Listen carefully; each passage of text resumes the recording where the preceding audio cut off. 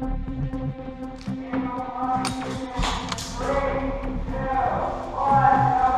ball.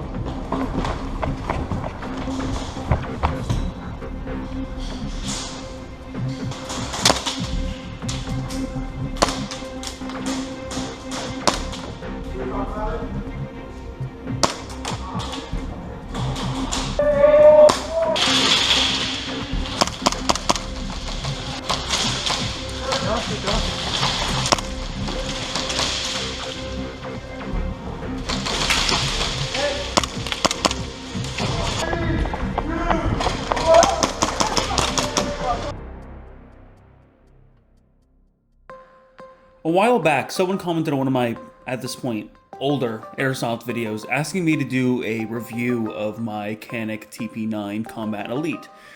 And almost a year later, I finally decided that I think I have a few things about it I want to say, enough to warrant making a video about it. Now, as much as I wish I was, I'm not Explosive Enterprises, so this is not going to be a full disassembly and parts breakdown. I'm just going to go over this from the perspective of just a pure user, having used it in a few games and performed basic maintenance on it, and just my experience and what stuff I've encountered with it. Some real-world history first. The CANiK TP9 series is originally based off of the Walther P99, which in the earlier CANiKs you can especially see the similarities, and even here you can still kind of see it in the shape of the slide, the primed indicator on the back here. But over time, with redesigns, CANiK eventually kind of turned it into its own thing. This specific model is more or less a race configuration of the CANiK TP9, including a flat trigger, flared magazine well, extended and enlarged slide release, and also the sights. I forget what these sights are called, but like the race kind of style sights. One nice thing about this pistol compared to other Airsoft pistols is that it comes with a threaded barrel out of the box. So when you buy it, it'll have a threaded extension, and then it'll have the orange tip on top of that, which you can just remove with pliers or heating it up. I forget how I did it, but it's pretty easy to remove, and then you already have a threaded barrel included without having to go and buy another one. This pistol does also come optics cut out of the box. All you have to do is just remove this piece here with these two hex screws, and this and the rear sight will come off, and this will open up your optics cut slot that you can put whatever you want in. Now, one thing that's interesting about this gun is that when you have it unloaded without any gas in it, the trigger is the softest, weakest trigger pull I've ever felt in an Airsoft gun.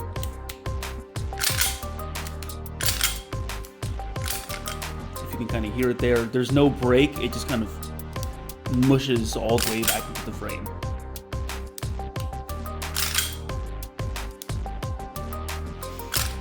It does have a very tactile reset though. But even then, there's a little bit of over travel.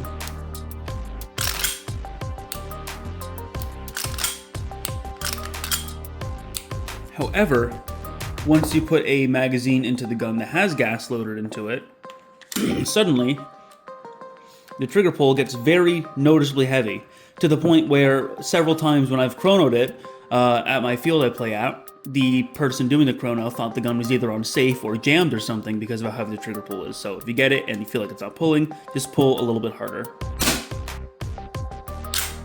The last thing I'll mention about the externals is that this slide is the single smoothest Airsoft slide I've ever felt on a pistol before. It is...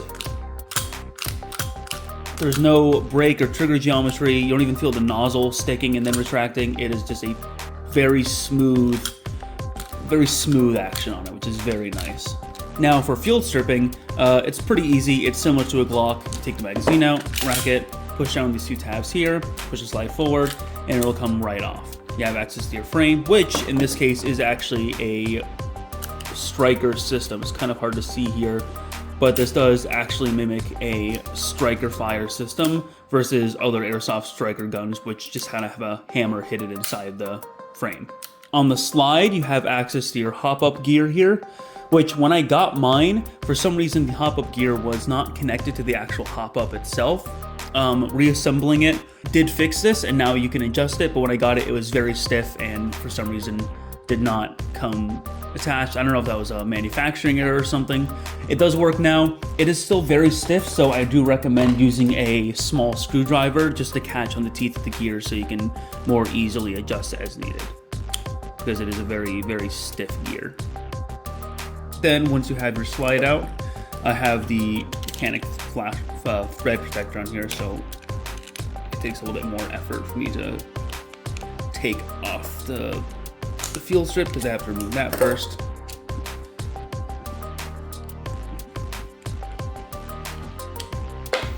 Take your thread protector off. You can then take out your recoil spring like that.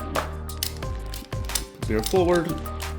Your inner barrel will slide out, and then your outer barrel will also slide out. And to reassemble, just do all of that in reverse. So take your barrel, slide that into the slide like that.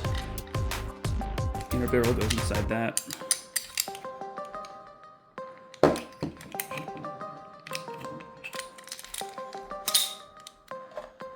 Recoil spring does have a notch on this end that catches into the hop chamber, and does also have a shaped end on this end that has to catch into a slot cut here. So just align that up. It should pretty much align itself, but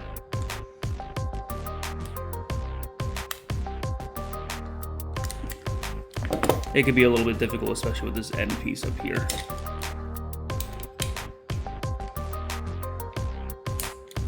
There we go.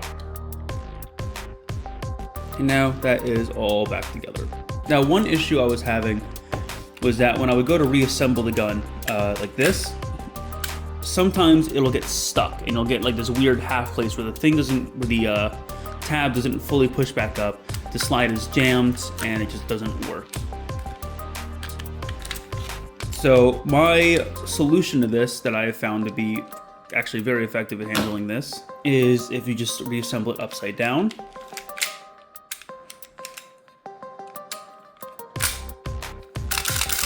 That always works. I think the issue is that when you have the slide off, the outer barrel can sag a little bit, and when it does that, it gets caught on the lower frame, and that causes it to kind of jam up when you're putting it together. So you can also find a way to just hold the slide up, or just do it upside down like I just did there. Another minor issue I had with it that is actually one of my videos is the rear sight. The original rear sight fell off, and it fell off a couple times before I finally lost it completely and I had to order a replacement. So just be aware of the rear sight. If it starts wiggling around, just use a small hex key to tighten these two screws here, and if you want to be extra, you can always Loctite it into the optics cut piece there. Now, the biggest issue I've had with this gun is actually not with the gun at all. It's with the magazines. And I have a lot of Airsoft pistols at this point. I've never had any of them have leaky magazines, let alone as many as this one has. When I originally ordered it, I ordered it with the included magazine and then one extra one, because I usually like to have two magazines for my pistols.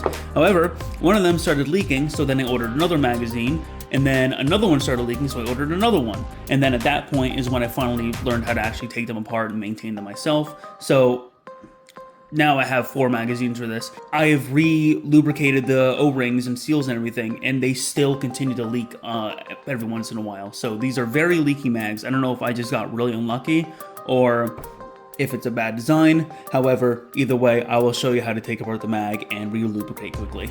I also want to specify here that when I have had leaks, they've always been on the bottom side of the mag. So I'm not going to show you how to take apart the top part because it's more or less the same as it is for any Airsoft pistol. And I haven't had to take the top apart for any maintenance reasons yet, only the bottom. So first, you're going to pull down, or pull up rather, on the magazine follower spring base, which will release the base plate of the magazine. Then, using a Phillips head screwdriver,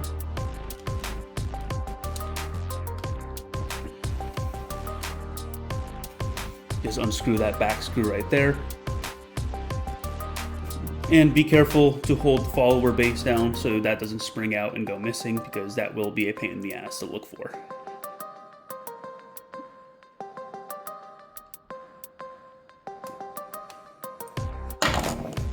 Alright, the screw removed, the base removed, follower we're going to be very careful with, and the follower will come out. So this is actually my second take making this video because the first one got corrupted. So this is the magazine I just re-lubricated in that take. But it is pretty easy. Just take some super lube, PTFE grease, rub a little bit on your fingers, and just put a very thin layer on this little O-ring, this square-shaped O-ring around the base of the magazine here. and that should keep the magazine from leaking, at least temporarily, in my experience.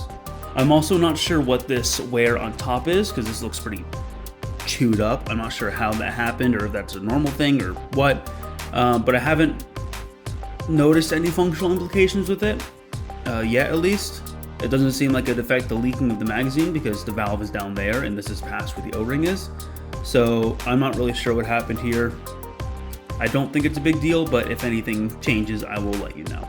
Now to reassemble, it's pretty straightforward. The magazine follower and follower base cannot go in unless you put it in the correct way, so there's no way of getting that wrong, so you just slot that in, take your follower spring, push that in after it, then take your follower base,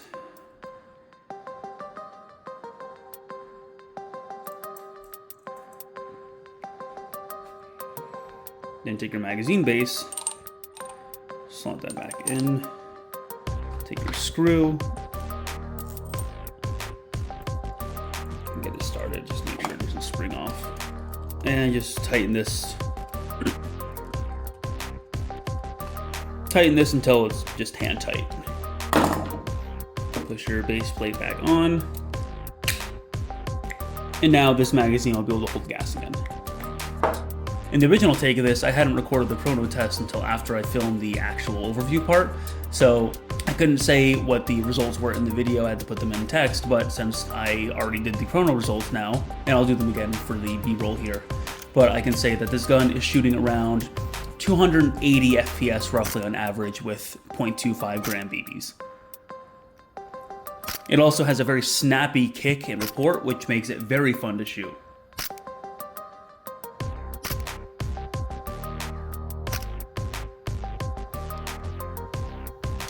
So overall, I'm not sure if I got unlucky with my magazines and my gun having the hop issue out of the box, or if this is a common design flaw.